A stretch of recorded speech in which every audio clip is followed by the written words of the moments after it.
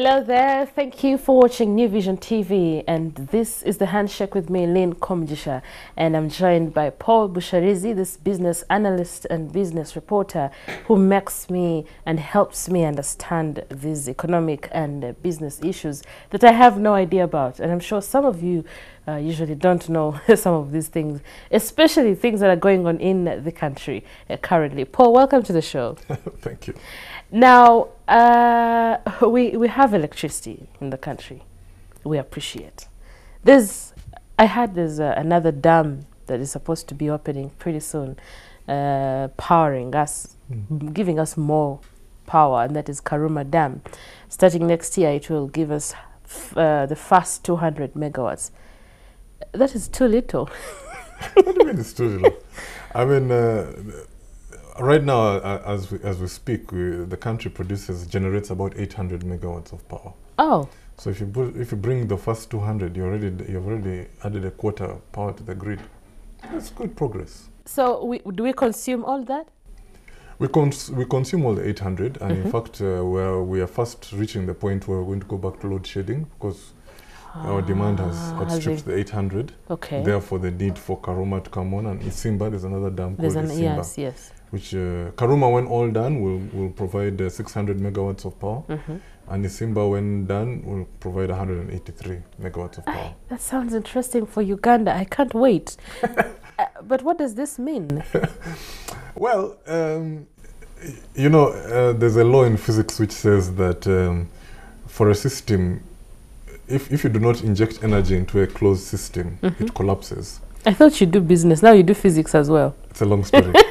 But it's the same thing it's the same thing with economies. Yes. If you don't put energy into an economy, it can't go very far. And as it is now, we really have too little. Our power is too little compared to our ambitions. Well, if our ambition is to be a middle-income country within a certain period of time, you need much more power. I mean, countries. So okay, just to take us back.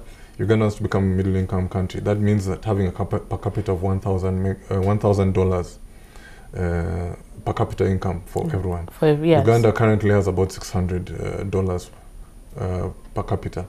For countries which are at around $1,000 per capita, they are producing 1,500 megawatts and above. So you can see we actually have to double before we can even begin to. Yeah. So we're behind the curve. But we are trying. Yeah, I mean, we're trying. Our challenge has been, we have had two challenges. Well, one major challenge, we just don't have the resources ourselves. And then this led to the challenge that the people who would have financed these things for us, for strange reasons, think we don't need as much power. Maybe we are subhuman, and other people need more power, so we don't need. So the Chinese have come along and provided the money. They think we need the power. They know we need the power. To do what? No, I mean, there's a lot of stuff to be done. I mean, let's just take, for example, that we're talking about Karuma 600 megawatts. Right now, we're producing about 800 megawatts of power. But there are factories, even now, in our undeveloped state, who, like a factory, let's say I've heard of, like roofings, takes about 10 megawatts on its own. Oh, wow. So at our current generation capacity of 800 megawatts, those would be 80 roofings. But you need very many more than 80 factories. I mean, roofings, who knows, might employ about 2,000 people. If you get 80 roofings, that would be 160,000 people. You still haven't touched, you know, the number you talked about earlier of youth being jobless and what. Yes. You need so many more factories. So the start of just the factories alone, you need much more power. So power has a way of helping the economy grow, apart from you know, providing jobs and ABCD. What? No, I mean, for example, you know, it obviously. I mean, you don't have to be rocket scientists to know that it takes so much more power to have a factory. Let's say like the New Vision. Yes. New Vision employs 1,200 people, about 1,200 to 1,500 people. We've got power, we've got our lights running day and night. And we've got our factory that runs every so often, radios, TVs. So without power, we go home. What would you be doing here? We go home. Right. So power allows that transformation of things from raw to a bit of a finished product. You don't have any power, you do nothing. Wow. Yeah, so that's what we need the power for. So do you think the oil refinery will also do anything? Yeah, absolutely.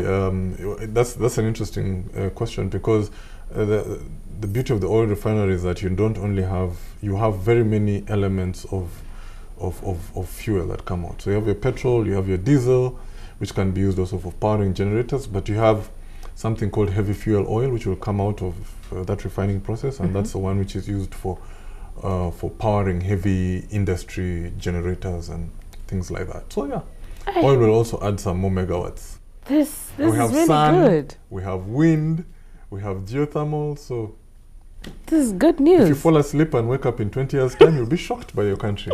We'll be ahead. We'll even have cars which are powered by... Yes. Yes, absolutely. We will need... The needs are coming. You're going to need... electric cars. You'll stop driving cars which are run on petrol. I mean, I don't have to go get myself a driving license. No, you need to. Okay, yeah, well, there are cars which will not need drivers. They're already happening, so yeah. You might not need a driving license in the future. Wow. This is good news for the country. I'm really excited. For you people without driving permits, yeah, it's good. No, I'll get that one. This is really good news for the country. And if you're out there, please find a way of tapping into this and understanding that we are heading for this middle income economy. And this is what it means. From what Paul has explained, you should actually be around. Find a way of being around. Don't sleep. Work. Don't sleep, work, and make sure you wake up at a time when we are a middle income economy. And it is so amazing. I mean, I'm looking at all these things happening. Wow, thank you, Paul. You're welcome.